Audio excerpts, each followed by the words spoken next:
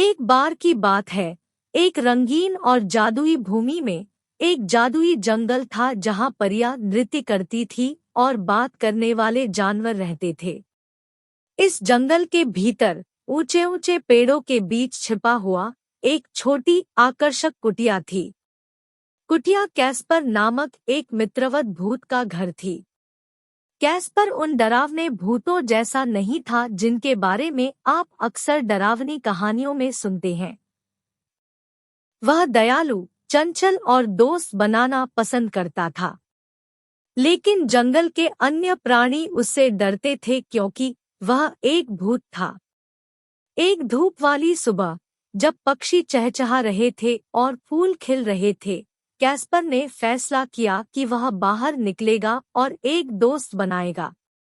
वह जंगल में घूमता रहा, किसी ऐसे व्यक्ति की तलाश में जो उससे न डरे। लेकिन जब भी वह किसी परी या जानवर के पास जाता, वे चिल्लाते और भाग जाते। उदास और अकेला महसूस करते हुए कैस्पर आराम करने के लिए एक मशरूम पर बैठ गया। तभी उसे एक धीमी आवाज सुनाई दी, हेलो, आप कौन हैं?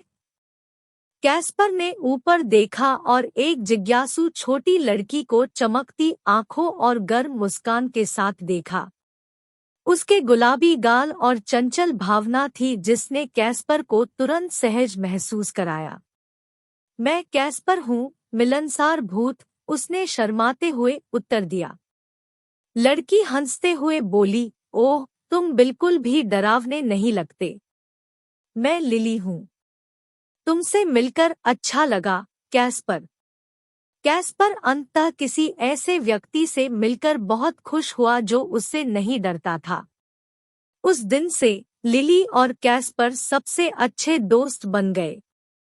वे लुकाछिपी खेलते थे, परियों के साथ उड़ते थे और जानवरों के साथ पिकनिक मनाते थे। लेकिन एक शाम लिली उदास लग रही थी। कैस्पर ने उससे पूछा कि क्या गलत है, और उसने कबूल किया कि उसे अपने घर की याद आती है।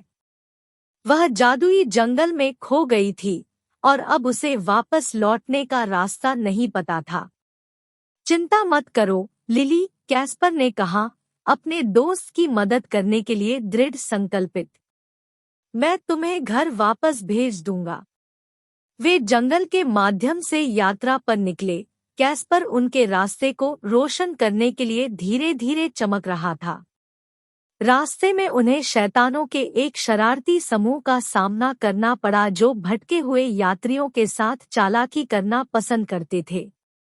लेकिन कैस्पर के मिलनसार स्वभाव और लिली के दयालु हृदय ने उनका दिल जीत लिया और भूतों ने उन्हें घर का सही रास्ता ढूंढने में मदद की।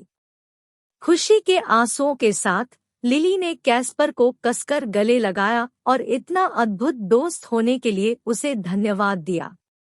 उसने अक्सर मंत्रमुग्ध जंगल का दौरा करने का वादा किया और कैस्पर एक नए दोस्त को पाकर रोमांचित था जिसने उसे वैसे ही स्वीकार किया जैसे वह था। उस दिन के बाद से कैस्पर अब जंगल में अकेला भूत नहीं रहा। लिली के रूप में उसका एक प्रिय मित्र था और उसकी दयालुता की चर्चा पूरे जादुई देश में फैल गई। जल्द ही जंगल की सभी परियां, जानवर और जीव उस मित्र भूत से दोस्ती करना चाहते थे। और इस तरह कैस्पर का घर हंसी और खुशी का केंद्र बन गया। उन्होंने अपने सभी नए दोस्तों के लिए पार्टियों, कहानी कहने के सत्रों और मजेदार खेलों की मेजबानी की। मंत्रमुग्ध जंगल अब आनंद और आश्चर्य का स्थान था, उस मित्र भूत की बदौलत जिसने सभी को दोस्ती और स्वीकृति का सही अर्थ सिखाया था। और इसलिए मंत्रमुग्ध जंगल में मैत्रीपूर्ण भूत कैस्पर की कहानी पीढ़ियों से चली आ रही एक प्रिय कहानी बन गई, जो बच्चों को याद दिलाती है कि सच्चे दोस्त एक दूसरे को स्वीकार करते हैं और एक दूसरे की सराहना करते हैं, चाहे वे कितने भी अलग क्यों न दिखें।